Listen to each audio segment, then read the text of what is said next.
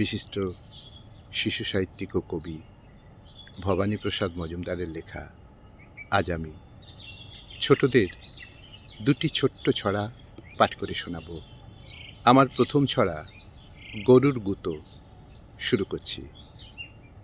গোপাল ঘোষাল বললে রেগে, শুনছো গরুওয়ালা, গায় কেনা ভাই হলো না আর, রইল শিকেই তোলা।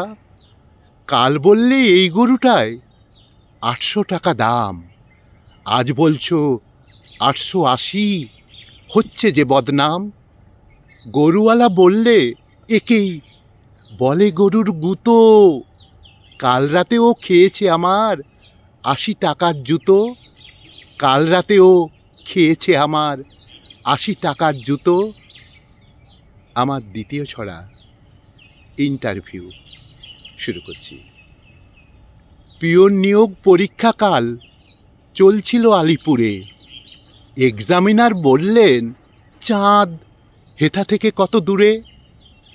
চাকুরি প্রার্থী বলে, ওই রুটে চিঠি যদি হয় দিতে, চাকরি চাই না অত দায়িত্ব, পারবো না আমি নিতে।